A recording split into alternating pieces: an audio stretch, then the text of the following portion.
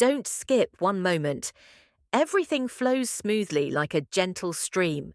The next, we are swept into whirlwinds of stress, chaos, and uncertainty. Honestly, that is the very nature of growth.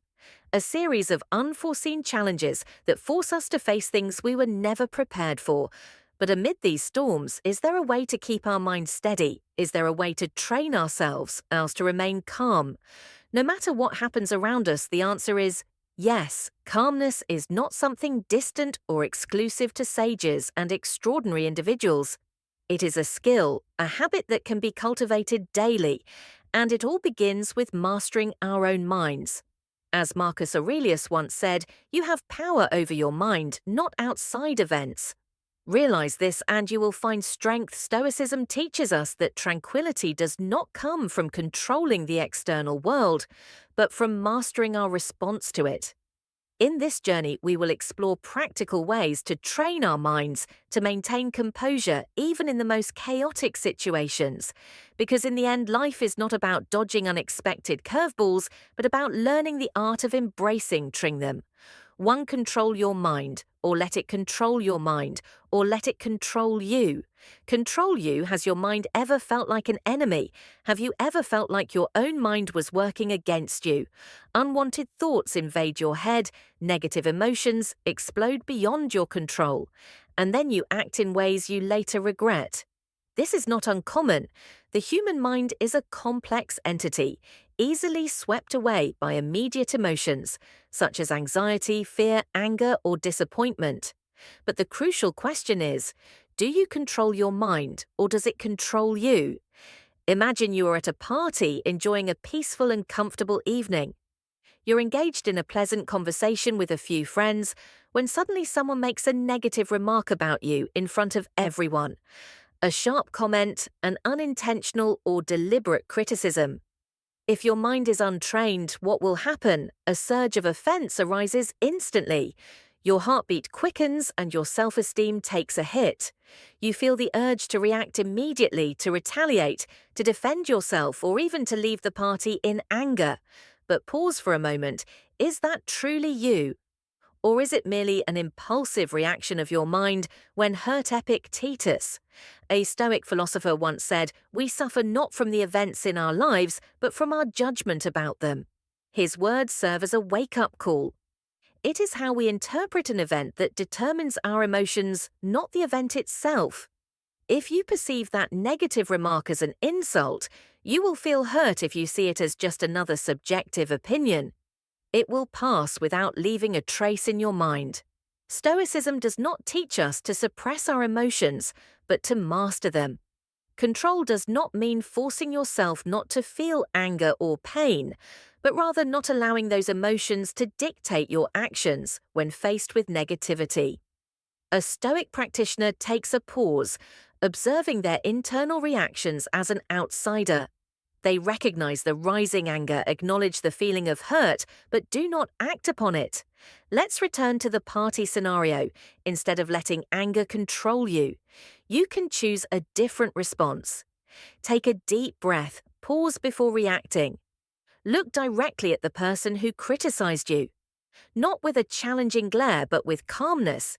You understand that their words hold no power over your value. Unless you allow them to, you can respond gently or even just smile and let it go. Because you know that your reaction is what truly matters, not someone else's words. This approach not only helps you avoid negative consequences from impulsive reactions, but also makes others reflect on their own actions. When someone provokes you but does not receive the reaction they expected, they become more unsettled than you. They anticipate anger, resistance. But what they get instead is composed silence. That is the power of mastering your own mind. Training your mind in Stoicism is not an easy journey. It requires continuous practice, starting from small situations in daily life. When you encounter a reckless driver on the road, you can react with frustration, or you can remind yourself that you cannot control others. Only your own reactions when someone says something hurtful. You can let negative emotions take over, or you can remind yourself that their words do not define you. Controlling your mind does not mean becoming emotionless. On the contrary, it allows you to live a freer life, one less burdened by impulsive reactions. It gives you the power to choose how you feel, how you respond, and most importantly, how you live. Because in the end, if you do not control your mind, it will surely control. Anger doesn't solve problems. Anger doesn't solve problems. Anger is a natural human reaction, but when we allow it to take control, we lose the ability to think clearly and act wisely in those moments. It may feel like we are reclaiming control by yelling, resisting, or taking our frustration out on others. However, in reality, anger rarely helps us solve problems. It only adds fuel to the fire, making the situation worse. Imagine you are driving on a busy highway. One morning you are maintaining a steady speed when suddenly another car cuts in front of you. Without any warning, your heart races, and a surge of anger flares up instantly. A sense of injustice and offense floods your mind. If you don't control it, you might slam on the accelerator to chase the car, honk loudly, or even shout inside your vehicle. Though no one can hear you, but take a moment and ask yourself, will this reaction improve the situation? If you let yourself be consumed by anger, what might happen? You could cause an accident, put yourself in a dangerous confrontation, and most importantly, you lose the calmness that you could have chosen to maintain. According to Stoicism, we cannot control the actions of others, but we can absolutely control our own reactions. Epicurus once said, "It's not what happens to you, but how you react to it that matters." This is the key to managing anger when someone does something that upsets you, instead of reacting immediately. Pause, take a deep breath, and ask yourself, is this truly worth losing my peace over? If the answer is no, then that anger is not worth your attention. Anger is not the enemy. It is a signal. It signals that something is wrong, that we feel hurt, disrespected, or treated unfairly. But instead of using it as an excuse to explode, we should see it as a reminder to identify the real issue when someone hurts you.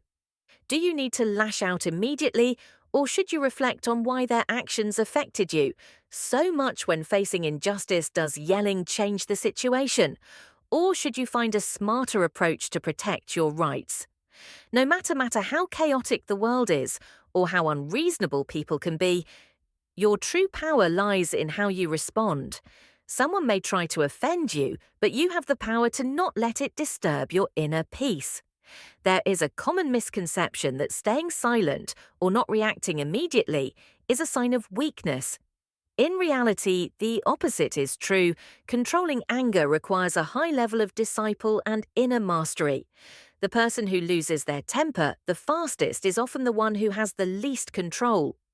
On the other hand, the one who can stand in the middle of a storm, observing without being swept away, is the strongest, and this leads us to a deeper truth. Calmness is not weakness, it is strength. But what makes silence a more powerful weapon than any words? The answer will make you reflect, and that is exactly what we will explore next. 3. Calmness is not weakness. Calmness is not weakness, it's strength. Strength society seems to assume that those who are loud, physically strong, or ready to confront others are the ones with real power in meetings. The loudest speaker is often perceived as the most influential in arguments. The angriest person appears to be the winner, but if you look deeper, you will see a different reality. True strength lies in self-control, not outbursts. The person who can remain calm, even in the most difficult circumstances, is not only strong, but also the master of themselves. When someone raises their voice at you, the natural human reaction is to retaliate. You may feel threatened, insulted, and want to respond immediately, but take a moment to ask yourself, does that reaction help you win? In most cases, it only puts you at a disadvantage, turning you into a puppet of emotions. The other person's anger controls you, making you lose clarity and turning the conversation into an endless confrontation. A truly strong person understands that calmness is not passivity or surrender, but a deliberate strategy. Maintaining composure means you do not allow others to manipulate your emotions or let external circumstances dictate your inner state. It is this calmness that gives you the greatest power, the ability to control yourself. Imagine you are in an important meeting. A colleague, either dissatisfied or wanting to overpower you, suddenly refutes your opinion in a harsh tone. The entire room falls silent. All eyes turn to you, waiting to see how you will react at this moment. You have two choices. First, retaliate, immediately defending your opinion with the same harsh tone, turning the discussion into a personal confrontation. Second, stay calm. Observe the other person's reaction. Take a deep breath and respond in a composed yet firm manner. If you choose the first option, the meeting will likely become more tense, with everyone getting drawn into conflict rather than seeking solutions. But if you choose the second option, you will earn the respect of the entire room. Your composure not only neutralizes the attack, but also allows you to respond in a more convincing and rational manner. Mahatma Gandhi is the most vivid example of the power of calmness and persistence. When facing the harsh rule of the British Empire, instead of resorting to violence, he followed the principles of Ahimsa non-violence and satyagraha. Insistence on truth. Under his leadership, millions of Indians participated.